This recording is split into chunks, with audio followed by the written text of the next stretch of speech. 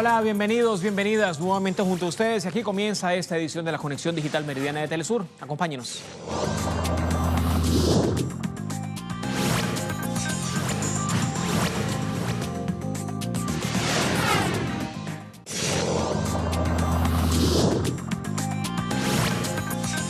Jueves, es 20 de septiembre. Los jubilados argentinos marcan durante este día una nueva jornada de protestas al concentrarse frente al Congreso Nacional en Buenos Aires y lo hacen en rechazo a las políticas neoliberales. También están ratificando su rechazo a las políticas de ajuste luego del pacto hecho entre el gobierno de Mauricio Macri y el Fondo Monetario Internacional. La protesta busca además visibilizar la difícil situación que están padeciendo los pensionados en la nación. Revisemos de inmediato portales informativos, medios de comunicación que le hacen el seguimiento correspondiente. Segundo enfoque, el acceso a la pensión para los jubilados de Argentina será restringido. El presupuesto para 2019 que se presentó durante esta semana, el lunes para ser exactos, por parte del ministro de Economía Nicolás Dujovne en la Cámara de Diputados, destacaba la restricción de la pensión universal para el adulto mayor, la denominada PUAN, que alcanza quienes cumplieron ya 65 años, pero que no cuentan con los 30 años de aportes para jubilarse.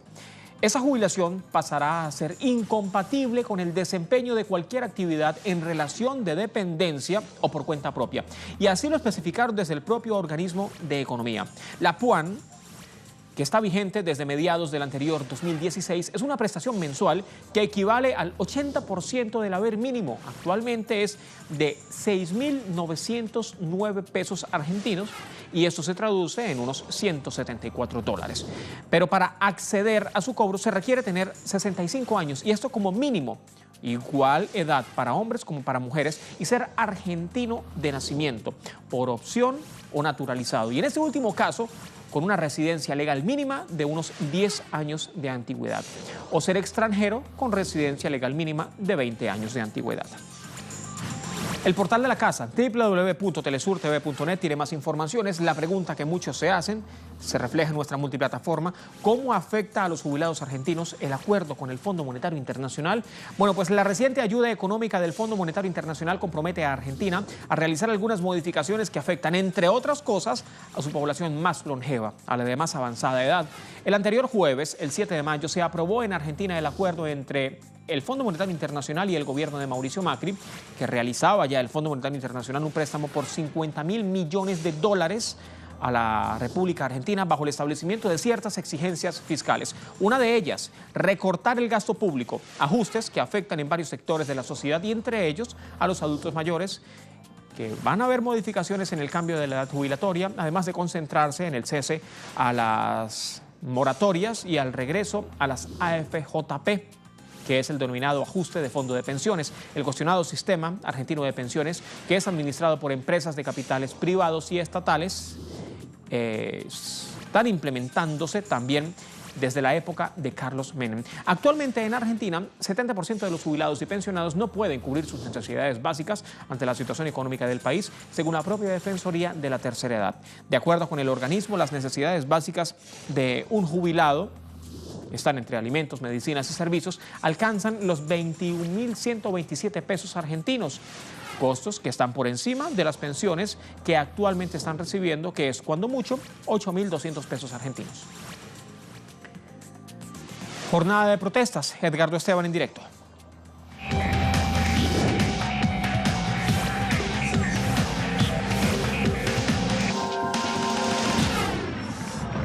En la Argentina hoy se conmemora el Día de los Jubilados y Pensionados, un día que sería para la celebración, solamente para la reflexión y para el reclamo por parte del sector pasivo, uno de los sectores más vulnerados por las políticas económicas implementadas desde el gobierno de Mauricio Macri.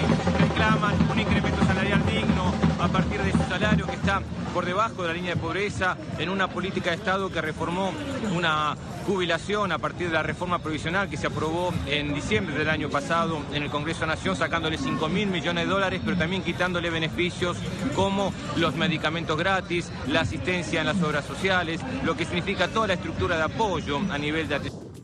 médica y que hoy tienen muchas dificultades en función justamente de este desguace que está haciendo el gobierno de Mauricio Macri con el sector pasivo y con toda la estructura que de alguna forma tiene para poder ser atendido y también ser reivindicado de lo que significa su jubilación. Realmente una jornada de reflexión y de reclamo y que seguramente también abre el camino para que los jubilados sigan visibilizando esta compleja situación que están padeciendo en la República Argentina, uno de los sectores más vulnerables en lo que significa esta situación de crisis que está teniendo la Argentina por estos días.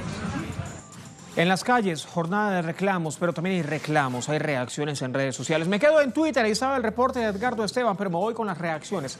Roxana publica, hay una mirada de desprecio hacia los sectores más humildes de parte de gente que está bien económicamente y dicen, yo laburo todos los días que laburen, pero no es así en todos los casos. Hay gente que labura y no llega a fin de mes. Y están los jubilados. Etiqueta, economía en picada. Hay más publicaciones, avanzamos de inmediato. Portal en Twitter o cuenta oficial en Twitter de República K. ¿Se acuerdan cuando Macri decía, en mi gobierno los trabajadores no van a pagar impuestos a las ganancias? Se ríe este usuario. Se les rió en la cara a todos los globoludos, publica este usuario, República K. Ahora les saca más. Etiqueta, hambre, una de las etiquetas que se hacía sumamente evidente en esta publicación. Publicación ahora en pantalla que hace Gloria, @Gloria_A19. Mauricio Macri, tanto nación como provincia de María Eugenia Vidal tienen que ayudar con un aumento extraordinario de los jubilados, subiendo mínimo. Vuelvo a repetir, ellos, nosotros somos los que realmente estamos en riesgo, publica este usuario, publica Gloria. No queremos aumento para comprar celular o zapatillas. Dignidad, esa es la petición, esa es la exigencia, dignidad. Avanzamos, hay más informaciones. Ya faltan poco más de 2 semanas para que se realicen las elecciones generales en Brasil y entre ellos van a estar escogiendo al presidente de la República. El candidato por el Partido de los Trabajadores, Fernando Haddad, sigue en ascenso de acuerdo a las últimas encuestas. En pocos días de campaña, el que fue escogido por Luis Ignacio Lula da Silva para disputar las elecciones presidenciales, ha sido el candidato que más va aumentando en los sondeos electorales. El líder petista se apunta como en segundo lugar con 16 y 19%, prácticamente entre 16 y 19% en la intención de voto según el resultado de las diferentes encuestadoras. Vámonos de inmediato al portal de la casa, www.telesurtv.net. El titular, Haddad suma intención de votos para las presidenciales en Brasil. En la gráfica, Fernando Haddad acompañado de la masa popular y allí la fórmula a la vicepresidencia. El candidato a la presidencia de Brasil por el Partido de los Trabajadores, Fernando Haddad, suma ya apoyo de cara a las presidenciales que se van a estar celebrando este próximo 7 de octubre y Telesur, desde luego, va a hacer la cobertura especial. Y este repunte en las encuestas, este incremento en las encuestas, se dan cuando ya faltan prácticamente más de 2 semanas para que se den estas elecciones generales, esta cita en urnas en Brasil, en el gigante suramericano. La encuestadora más reciente ha señalado que el candidato ha aumentado en la intención de voto. Señala que el petista cuenta con 19% de apoyo, 11 puntos más desde el último sondeo realizado durante la última semana. De acuerdo con los resultados de esta encuesta, que tiene que ver con diferentes números que ha publicado Ibope, Haddad tiene la segunda posición y pasaría al balotaje al enfrentarse al ultraconservador Jair Bolsonaro, que es el candidato del Partido Social Liberal de Brasil. En directo, Ignacio Lemus con el reporte.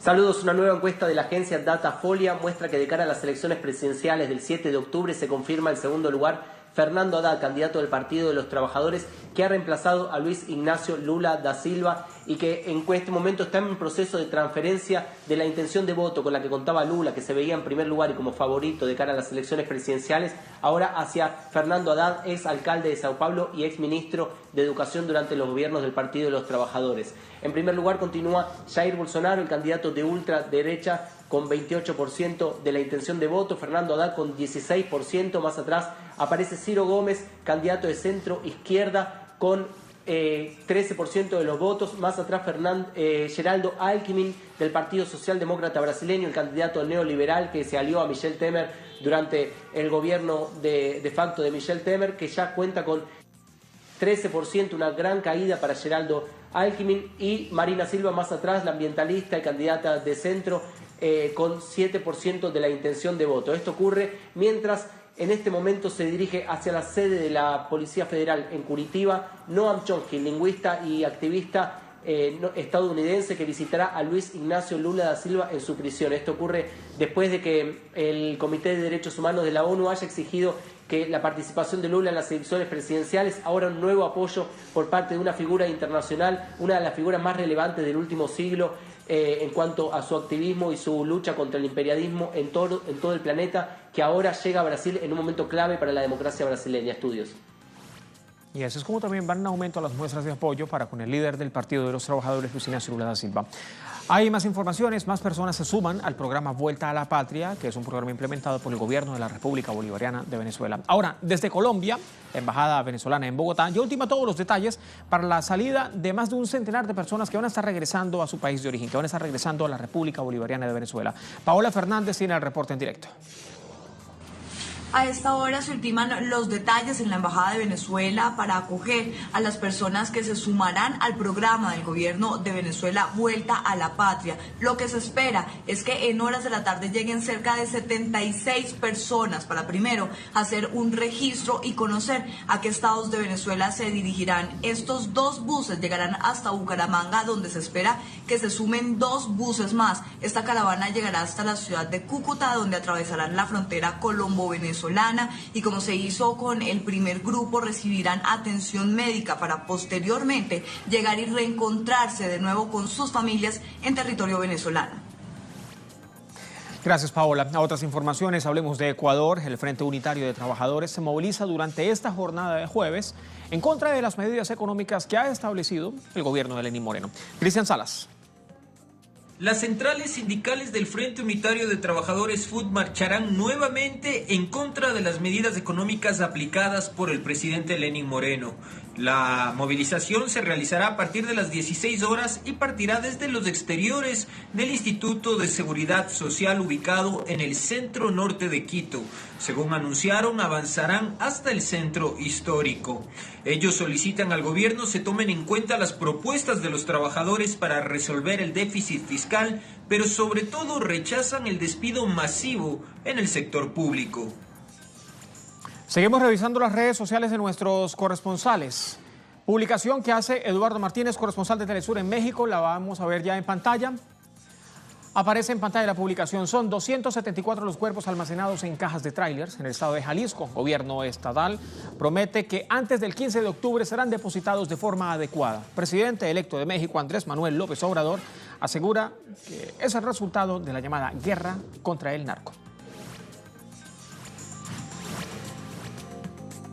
Más informaciones. Desde México pasamos ahora hasta el viejo continente. Sergio Rodrigo está en Europa. Las publicaciones que hace Sergio desde su cuenta oficial en Twitter aparecen ya en pantalla. Hace referencia a España.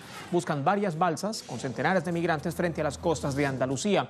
En las últimas horas, más de 400 personas han llegado a través del mar Mediterráneo y por el estrecho de Gibraltar.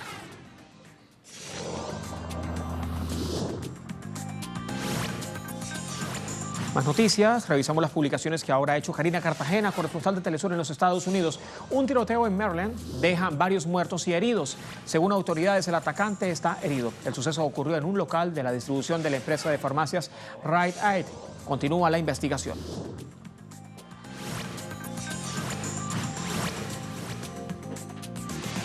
Vámonos de inmediato con otras informaciones. Revisemos portal Correo del Orinoco. El titular a esta hora de la jornada aparece en pantalla: migración y Brexit. Los temas principales de la cumbre de Salzburgo. Este no es el portal Correo del Orinoco. Revisamos en próximas emisiones de Telesur la publicación que ha hecho Correo del Orinoco. Sin embargo, nos adentramos en lo que han publicado desde la agencia France 24. Déjenme, por favor, el portal de la agencia France 24. Déjenme, por favor, producción. Ahí aparece ya en pantalla el portal. Profundicemos en esta información, ya que me aparece en pantalla: migración y Brexit, los temas principales de la cumbre de Salzburgo.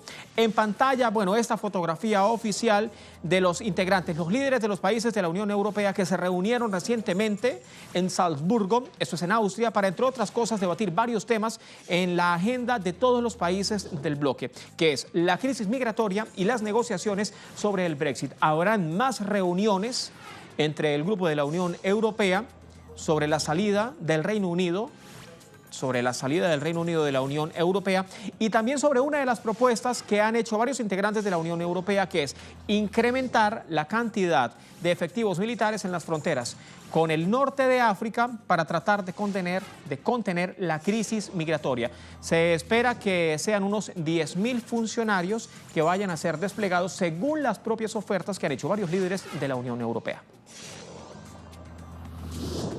¿Usted sabe qué se puede hacer con varios kilos, cientos de kilos, en algunos casos miles de kilos de basura? Vamos a ver información que publica nuestra casa www.telesurtv.net de qué es lo que están haciendo en Kenia con la basura.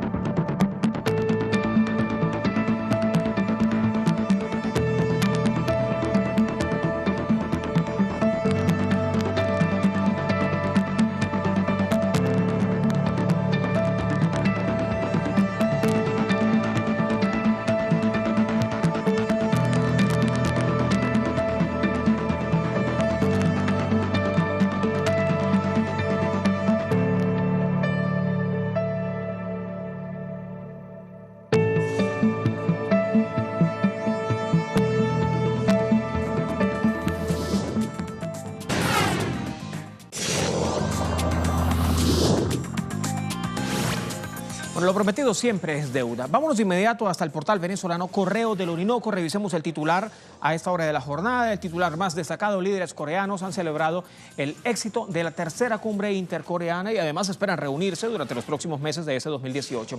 En la fotografía, Kim Jong-un y Moon Jae-in visitaban la cuna espiritual de la nación, esto es en Corea del Norte, para una demostración de unidad tras el nuevo apoyo que ha supuesto la cumbre intercoreana para las negociaciones entre Pyongyang y Washington. Y de acuerdo con fuentes coreanas, el objetivo principal de la nueva cumbre intercoreana ha sido negociar un acuerdo entre Corea del Norte y los Estados Unidos para reiniciar sus negociaciones de desnuclearización. Ambas Coreas acordaron en el transcurso de esta cumbre presidencial reducir en gran medida su tensión militar, prometiendo no usar nunca más su fuerza militar, entre ellos bajo ninguna circunstancia. Otras informaciones destacadas durante este jueves: estudiantes de la Universidad de San Carlos, esto es en Guatemala, también de la Universidad del Valle y Rafael Landívar, han realizado una marcha en conjunto para exigir la renuncia del presidente guatemalteco Jimmy Morales. La convocatoria fue realizada por la Asociación de Estudiantes Universitarios de las diferentes casas de estudios, a las que ya se han unido el Consejo Superior Universitario, una acción de la Universidad del Valle de Guatemala y los lavanderianos de la Universidad Rafael Landívar. Revisemos de inmediato el portal centroamericano Prensa Libre, información detallada, las 10 demandas de la marcha en Cela contra Jimmy Morales y el pacto de corruptos. Así es el titular. La primera de las exigencias, renuncia del presidente y vicepresidente del país por acciones irresponsables, aseguran desde esta plataforma, en contra de los pueblos de Guatemala. La segunda, rechazar la iniciativa 5300 que pretende reformar la ley en materia del antejuicio, dándole al Congreso poder casi absoluto sobre los mismos. La tercera exigencia, pedir la renuncia de los 22 gobernadores departamentales por respaldar el denominado pacto de corruptos. También exigen y están pidiendo el rechazo a la militarización que violenta los acuerdos de paz y la constitución política de la República de Guatemala. La quinta exigencia, de respaldo a la Corte de Constitucionalidad de Guatemala y las instituciones del Estado, siempre y cuando actúen en defensa de los derechos humanos. La sexta, manifestar la defensa de la autonomía universitaria y exigir así la asignación presupuestaria de 5% constitucional que garantice el derecho a la educación superior. En séptimo lugar está el rechazo a la agenda regresiva del Congreso de la República de Guatemala por atentar al proceso y al progreso social y democrático. En octavo lugar está la exigencia de la cancelación de los partidos políticos que hayan incurrido en el delito de financiamiento electoral ilícito.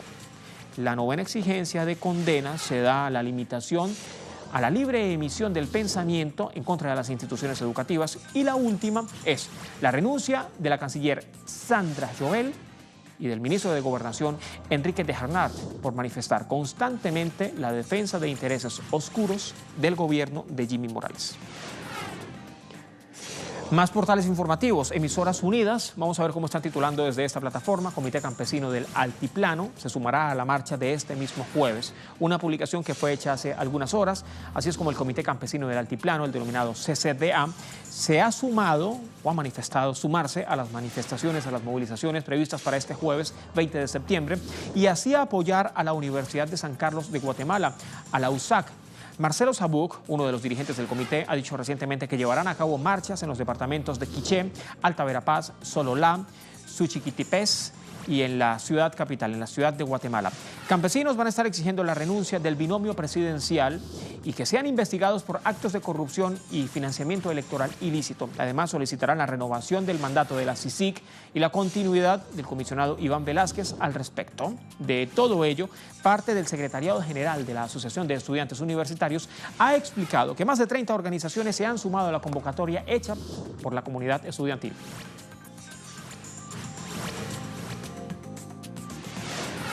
Mario Rosales ha hecho publicaciones en redes sociales. Vamos a revisar de inmediato.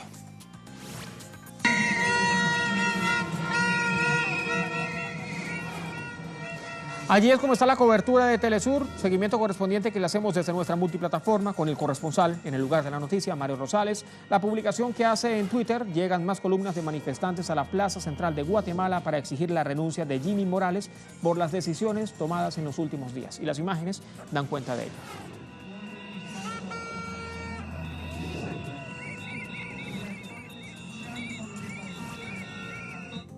Lo cumbre de todo eso es que hay reacciones a favor y en contra. No solamente se manifiestan en las calles, también en redes sociales. Vámonos rápidamente de nuevo a las plataformas digitales.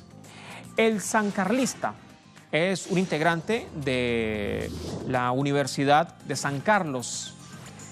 La etiqueta es ¿Sui o me paro? Paro 20 de septiembre. Representantes de las Naciones Unidas de los Derechos Humanos se hacen presentes en el movimiento pacífico. Una fotografía que tiene créditos de Claudia Rubio. Otra publicación, me quedo en esta plataforma digital. Avanzamos. Juan Pablo Romero Fuentes, Trina, la protesta no tiene tendencias ideológicas. Es una manifestación de las juventudes, de sociedad civil y de muchos sectores del pueblo guatemalteco que estamos en contra de la corrupción, de gobiernos con aspiraciones dictatoriales militares, publica este usuario, Juan Pablo Romero Fuentes, y de la injusticia social. Etiqueta de la jornada en Guatemala, paro 20 de septiembre. Más publicaciones, más reacciones en redes sociales. Sigo en Twitter, Osvaldo Cop-100. Paro 20 de septiembre, la etiqueta que se hace visible. Actual panorama frente al Centro Universitario de Occidente. Va aumentando el número de personas que se concentra en ese sector. Se espera la llegada de más personas para que participen en la marcha pacífica. El usuario del portal digital Prensa Libre, el usuario en Twitter, publica: Ángela Martínez es una venezolana que hoy apoya las marchas del 20 de septiembre, preocupada por la situación económica de Guatemala. El país no es malo, dice este usuario.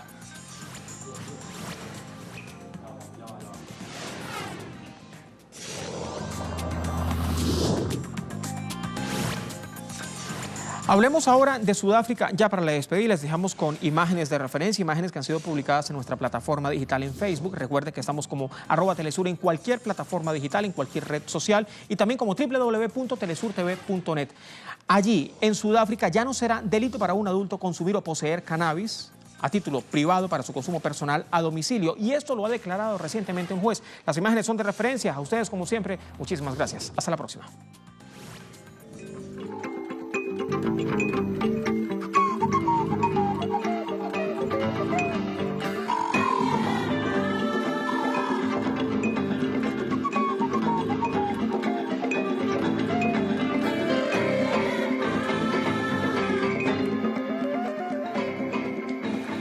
The effect of the judgment of this court is to decriminalize A, the use or possession of cannabis by an adult in private for that adult person's consumption in private. In the case of cultivation of cannabis, the effect of this judgment is to decriminalize the cultivation of cannabis by an adult in a private place for that adult's personal consumption in private.